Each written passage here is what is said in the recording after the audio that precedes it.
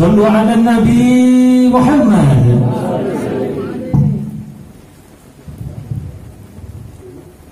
Assalamualaikum warahmatullahi wabarakatuh.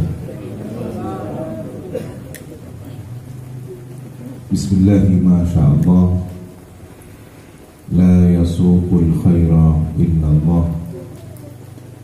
Dengan menyebut asma Allah, Masya Allah, apapun terjadi atas kehendak Allah. La yasuqul khaira, tidak ada yang membimbing kepada kebaikan illallah, kecuali hanya Allah. Bismillahi Masya Allah, la yasrifus su'a illallah. Dengan menyebut asma Allah, apapun terjadi atas kehendak Allah.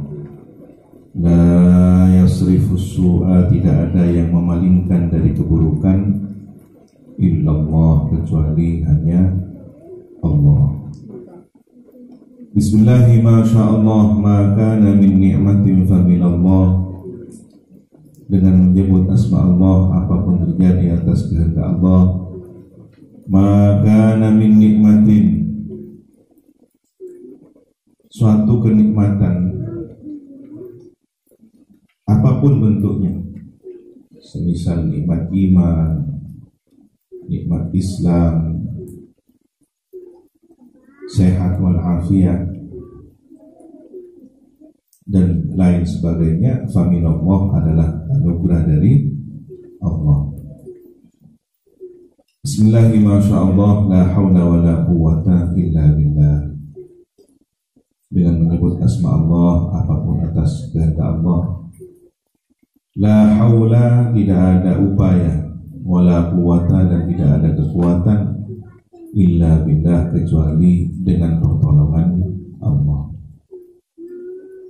Alhamdulillahi Rabbil Alamin, hamdan nashkuruhu bil lisan, wa nashkuruhu bil janan, wa nashkuruhu bil arkan.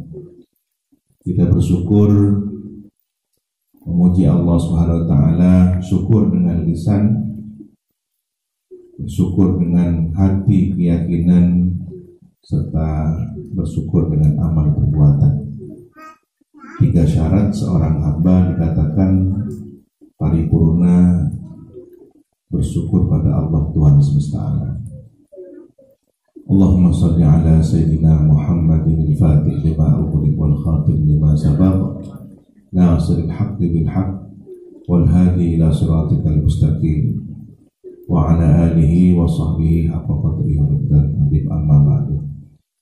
Hingga kula ta'zimi, kula hormati para yai, para alim yang saya cinta sayangi, akhina billah, pengasuh pondok pesantren mahasiswa Al-Waris Tulungagung, Mas Anang Prasetyo, hafizahullah ta'ala, para budayawan, para tokoh yang hadir, seluruhnya undangan, hafizahullah jami'an. Semoga dijaga oleh Allah Subhanahu wa ta'ala. Ketika Mas Anang ke rumah kami di Situbondo dan diskusi tentang pertemuan malam ini, sebenarnya konsepnya panjang, tapi kita sepakati untuk pintu dari silaturahim selanjutnya adalah malam ini. Alhamdulillah, takdir Allah kita dipertemukan. Dan tema yang diangkat adalah menyongsong era Taijo Royo-Royo. Kalau ini merujuk kepada syair yang ditulis oleh Mbah Sunan Kalijogo, ada 2 dimensi yang beliau sampaikan kepada umat, pada siapapun yang mau memahami. Secara geografis boleh jadi para sunan sudah memperkenalkan sistem pertanian. dan masyarakat sudah mulai belajar mengenalinya, mempraktekannya dengan baik. Tetapi ada hal yang secara spiritual yang ingin disampaikan dari pesan ini, bahwa tanduran para wali berupa iman Islam, berupa syariat ini tak ijuru-yuru tanduri suwilir, bahwa sudah tampak terlihat di tanah Jawa ini sudah mulai tumbuh. Kalau kita bercermin dari masa lalu untuk kehidupan masa kini dan yang akan datang, semesta ini, saya teringat salah seorang guru sejarah ketika kami belajar di Mekah dulu, ada guru tarikh. Semesta ini gampangannya adalah akal. Nah, untuk memahami akal semesta, maka harus mempelajari sejarah, kejadian-kejadian. Bangsa-bangsa terdahulu sangat merawat keilmuan tentang sejarah ini. Bahkan bangsa Arab sendiri pun yang mungkin tidak populer tulis-menulis di sana, rata-rata bangsa Arab lebih menguatkan hafalan syairan mereka. Dalam syairan mereka banyak disebutkan tentang peristiwa sejarah. Nah, akal semesta ini terbaca dari ini peristiwa sejarah, ilmu detail tentang fenomena. Bagaimana menghimpun komunitas, karakter dari yang diayomi ini bagaimana, manut, ini kejamaahan, kepemimpinan, dan tongkat itu simbol dari kepemimpinan itu sendiri.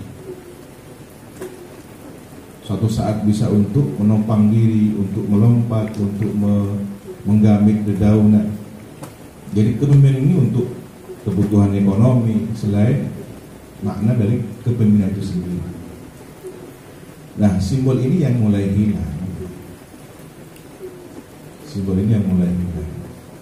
Ada yang maknanya ketika tongkat Nabi Musa menjadi ular, ini sebagai siasat politik. Tapi kan pada saatnya kembali menjadi tongkat, sanu'iduha siratahal ula. Nah, ketika ular siasat ini tidak segera kembali kepada kepemimpinan, isi angel. Akhirnya nggak jelas antara peran kiai dan politisi, nggak jelas kan. Ini berdampak kepada ta'ijuru-yuru itu. Ya.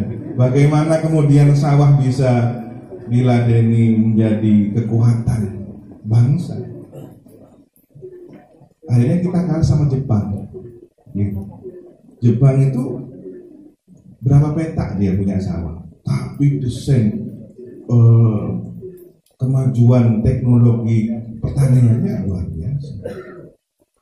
Padahal kan pernah dibombardir bom atom, tapi bangkitnya luar biasa. Kita apakah nunggu dibombardir bom atom baru punya semangat lagi? Jangan sampai. Nah, ini sebagai closing mungkin, monggo dimensi menyongsong era ta'ijuru itu kita harus kembali kepada akal semesta yang berupa sejarah. Maka kita akan paham di mana hikmah yang Allah kehendaki di balik peristiwa itu. Al-hikmah dhalatul mu'min. Kita sebagai orang yang beriman mencari barang hilang milik kita di balik setiap peristiwa. Wallahu subhanahu wa ta'ala. Mungkin lebih ke diskusi ini. Assalamualaikum warahmatullahi wabarakatuh. Saya ini mengatakan di belakang. Jadi bocah Anon itu secara umum kita ketahui bahwa selalu menggembalakan ternaknya, entah itu bebek atau domba atau sapi atau kerbau dan sebagainya, selalu di belakang dari ternak yang digembalakan. Nah, ini menunjukkan bahwa posisi di belakang itu tidak selalu rendah, tidak selalu negatif. Kita tahu pernah dengar bahwa ketika ada banyak kaum muslimin mengadakan permohonan, ternyata yang dikabulkan oleh Allah tadi gara-gara justru yang di belakang ini. Orang yang tidak diperhitungkan ternyata itu makbul doanya, sehingga akhirnya menyebabkan kebarokahan bagi jamaah yang ada. Nah, ini gara-gara ketulusan dari orang yang kebetulan berada di belakang. Jadi demikian halnya ketika Bapak Ibu sholat berjamaah, tentu imamnya berada di depan, tetapi ibu-ibu kan berada di belakang sebagai makmum. Jangan dikira bahwa perempuan meskipun berada di belakang imam ini tidak mempunyai suatu pengaruh yang besar. Jangan dikira seperti itu. Buktinya ketika Rasulullah mengatakan ditanya oleh seseorang siapa yang harus saya hormati, maka jawaban Rasulullah adalah ibumu. Setelah itu siapa ya Rasulullah? Ibumu. Setelah itu siapa? Ibumu. Sampai 3 kali baru ayah. Nah, walaupun ibu tadi sholatnya berada di belakang imam atau berada di belakang, hal ini penting bahwa posisi angon atau bocah angon ini tadi itu kebetulan dilakukan hampir semua para nabi rasul. Masa kecilnya itu semuanya menjadi penggembala domba atau ternak yang lain. Alhamdulillah saya waktu kecil juga menjadi penggembala domba. Kambing saya waktu itu sekitar 13 sampai 15. Saya sesekali menggembalakan kambing. Dan ini betul ketika masih kecil kelas 4 masih 5 SD, tidak tahu ya ketika itu kok saya berani. Kebetulan saya itu mempunyai sapi namanya Kliwon, besar sekali, dan oleh bapak saya dilatih untuk dijadikan tunggangan. Dan saya kok berani loh naik menunggang sapi, bukan kerbau atau kuda, tetapi sapi. Saya kemana-mana tuh wah ini ya kalau sekarang itu keren ini. Jadi saya naik sapi. Ini ada saksian, ada saya Koko ini agak ada itu. Jadi naik sapi. Nah ternyata alhamdulillah saya syukuri, ternyata menggembalakan kambing atau ternak itu tadi, ternyata saya tidak tahu kalau Rasul para nabi Rasul itu waktu mudanya atau masa remaja juga menggembalakan kambing atau domba.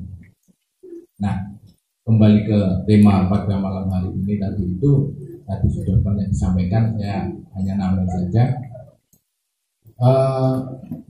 Meneropong atau menyongsong Taijuroloyo itu saya teringat dengan, jadi kalau di Madura itu ada ulama karismatik Yai Khalil Bangkalan. Kebetulan saya yang menulis bukunya. Maksudnya saya menuliskan itu teman saya almarhum Saifur Rahman Bondowoso. Nah kemudian beliau itu ngonsep di kertas itu panjang, saya disuruh mengetikkan.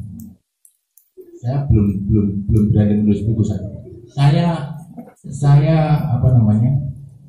menulis di komputer itu di rumah saya dengan lembaran-lembaran yang ditulis oleh sahabat saya Mas Saifur Rahman.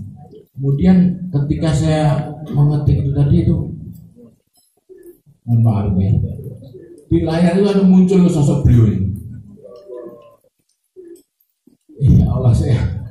Jadi nanti kalau kalau dicari mungkin masih ada judulnya Surat kepada Anjing Hitam. Pernah lihat? Itu sahabat saya ini, Surat kepada Anjing Hitam.